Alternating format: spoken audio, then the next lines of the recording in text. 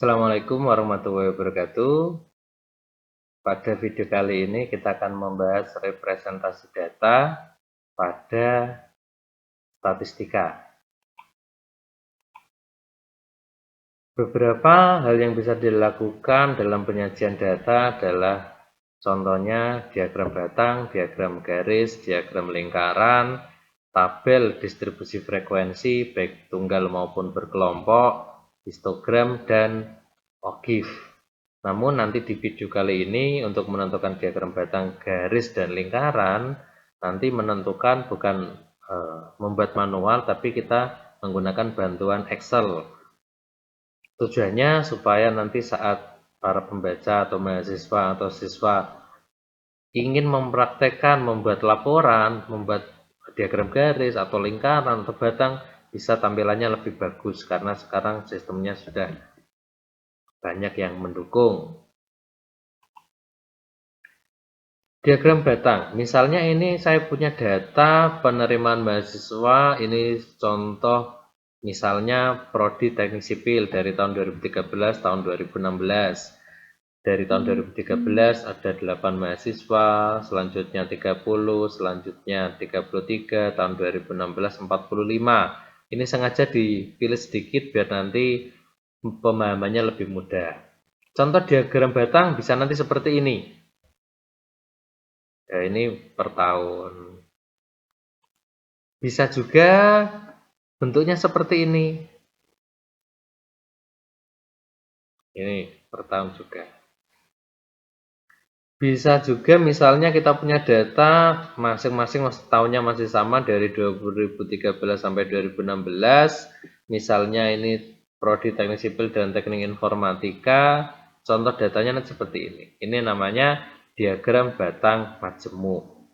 Jadi yang biru ini teknik sipil, yang kuning ini teknik informatika.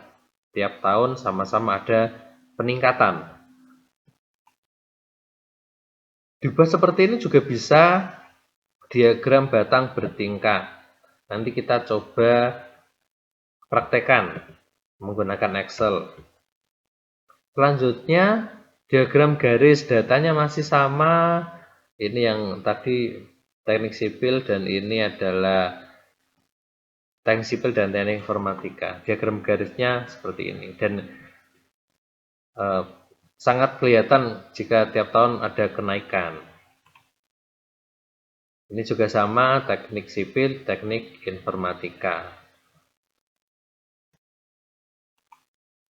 Untuk diagram lingkaran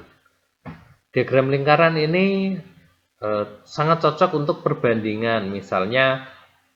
Misalkan ini tahun 2013 hanya 7%, berbanding dengan tahun-tahun berikutnya ini juga semakin lama, yang dilihat bukan semakin meningkat, lebih besar yang mana, harusnya seperti itu. Kenapa tahun 2000 bisa? Nah, ini saya kira sudah bisa semua kalau kita menggunakan Excel, ini sudah difasilitasi, akan lebih mudah. Mari kita coba. Kita di Excel ini. Di sini di Excel, data sudah saya kopikan. Ini adalah data yang tadi untuk mahasiswa teknik sipil. Misalkan lah, nanti kalau kalian coba tidak harus datanya sama seperti ini. Coba-coba. Yang kita pilih apa di sini? Insert. Kita klik saja. Kita pilih di sini. Di bagian chart ada banyak pilihan.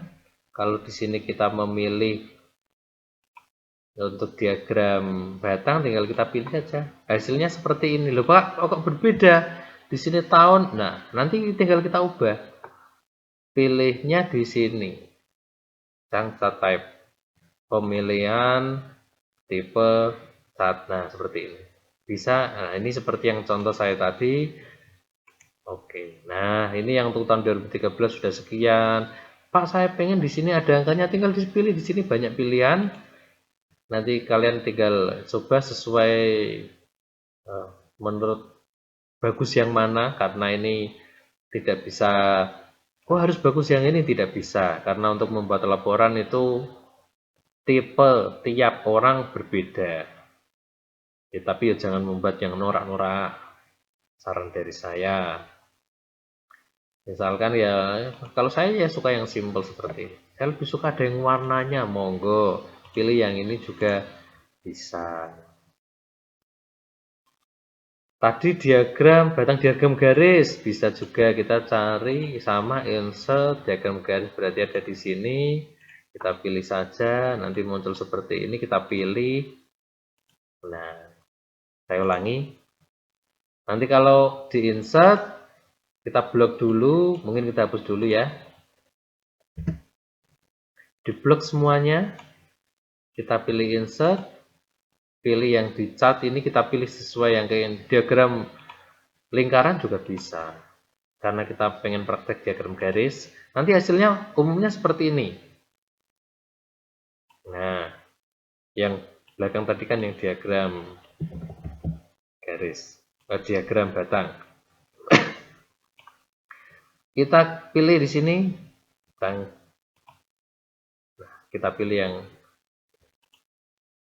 oke. Nah, seperti ini. Saya kira sama seperti yang tadi ini juga. Silahkan dicoba. Diagram lingkaran sekalian. Pilih insert, blok dulu, lalu pilih insert, pilih yang pie. Bisa yang 2 dimensi, bisa yang 3 dimensi, monggo lah. Yang enak menurut Anda. Loh Pak, ini kok seperti ini bagaimana ya? Sama seperti yang tadi. Nah, sampai berarti yang ini. Oke. Nah, ini sudah sesuai dengan yang di materi saya tadi. Tinggal pengen yang bentuk yang seperti apa yang diinginkan, saya kira bisa. Nah, ini persenannya juga sudah. Oke. Dan misalnya datanya ganda seperti ini, saya kira juga tidak masalah. Baik diagram batang, diagram garis, lingkaran, saya kira sama saja. Kalau lingkaran juga bisa ya dua seperti ini. Baik, kita kembali ke materi.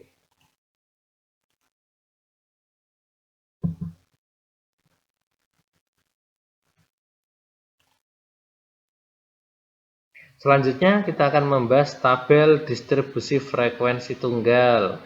Umumnya jika kita melakukan penelitian, sudah dapat data, kita tulis dalam tabel sebelum kita sajikan.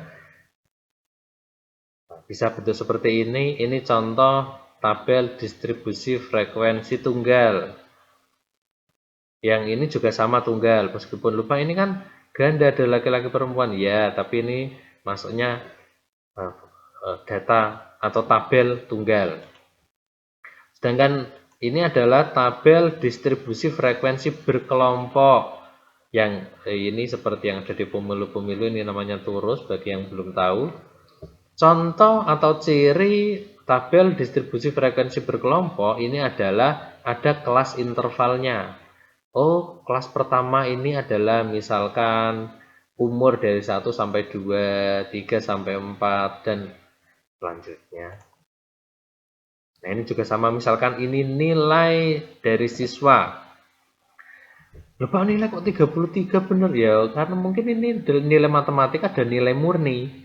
Jadi emang nilai hasilnya. Nah, ini contoh tabel yang ini ada sedikit pembahasan.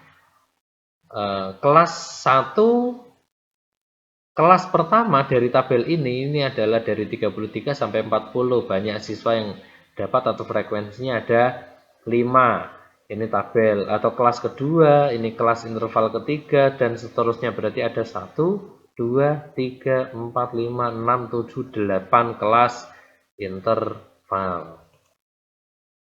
Keterangan, misalkan kita pilih ini kelas kelima. Kelas kelima ini nilainya dari 65 sampai 72, di mana 65 disebut batas bawah kelas kelima, sedangkan 72 merupakan batas atas kelas kelima. Ada juga yang namanya tepi bawah kelas, tepi atas kelas, tepi bawah. Misalnya kita yang bahas kelas kelima ya, tepi bawah berarti batas bawah yang 65 ini dikurangi 0,5 sehingga hasilnya 64,5. Sedangkan tepi atas 72 ditambah 0,5. Jadi tepi bawah dikurangi 0,5, tepi atas ditambah 0,5. Pertanyaannya adalah bagaimana cara membuat tabel seperti ini? Apakah mengawur? Pokoknya yang penting jadi tabel, tidak ada caranya. Bahkan di sini kalau kita lihat panjang kelasnya atau lebar kelas tiap kelas ini sama. Ini dari 33 sampai 40 ini ada panjangnya ada berapa? Berapa? Kita hitungnya paling mudah dengan jari. 33, 34, 35, 36, 37, 38, 39, 40. Berarti ada 8. Berarti panjang kelas atau lebar kelasnya di 8. Saya yakin misalnya kita pilih kelas ke berapa ini? 1, 2, 3, 4, 5, 6, 7. 7 pun juga 8 harus sama. Bagaimana cara membuatnya? Kita lanjut ke layar berikutnya. Langkah-langkah menyusun tabel distribusi frekuensi berkelompok. Misalkan saya punya data mentah sebanyak ini. Dan ini belum diurutkan. Langkah pertama bagaimana? Carilah R atau rentang atau range. Caranya nilai maksimum dikurangi minimum. Cari nilai paling besar dikurangi paling kecil. Berapa nilai paling besar? Di sini ya sudah ada. 176 dikurangi 119. Ini berarti nilai paling besar dengan nilai paling kecil. Hasilnya 57, itu rentangnya. Langkah kedua, menentukan banyak kelas. Tadi contoh yang tadi kan kelasnya ada 8 atau 9 tadi ya. Ini juga ada caranya, tentukan banyak kelas. Langkah paling mudah menentukan banyak kelas adalah dengan kaidah empiris, yaitu rumusnya K sama dengan 1 ditambah 3,3 log N, di mana N itu adalah banyak data. Data banyaknya ini ada berapa ya? Betul, ada 40. Sehingga rumusnya 1 plus 3,3 log 40. Log 40 ini berapa? Bisa menggunakan kalkulator atau tabel. Hasilnya ekuivalen dengan 6,286. Dan ini karena K itu banyak kelas, saya sarankan dibulatkan ke atas sehingga menjadi kelasnya ada 7. Loh Pak, harusnya kan karena ini pembuatan kelas, saran dari saya dibulatkan ke atas. Kenapa? Asumsinya seperti ini logikanya. Jika kita punya banyak kelas, dan tiap kelas itu kapasitasnya misalkan dalam satu kelas ada 30, tapi ada siswa sebanyak 28, tetap bisa masuk. Tapi kalau kapasitasnya 20, ada 25 siswa, itu nggak bisa masuk. Yang 5 nggak bisa masuk, yang 20 terus penuh. Makanya untuk pembuatan kelas, karena ini tiap individu bisa berbeda, kalau saya menyarankan dibulatkan ke atas, sehingga di contoh kali ini menjadi 7.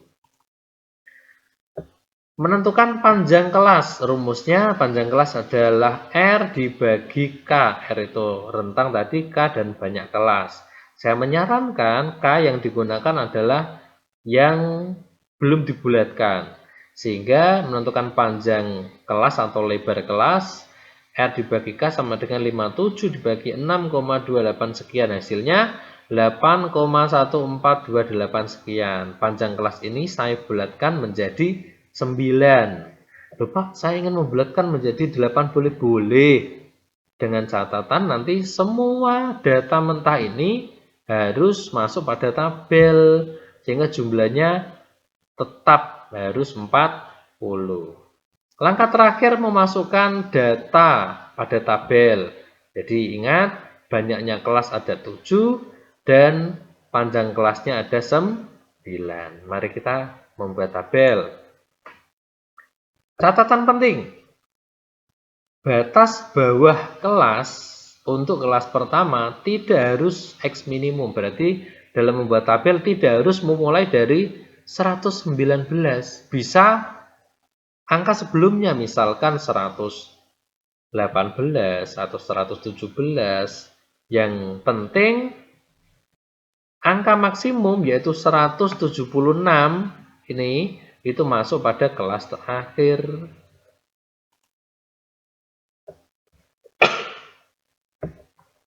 Ini data setelah saya urutkan, mulai dari yang terkecil sampai terbesar.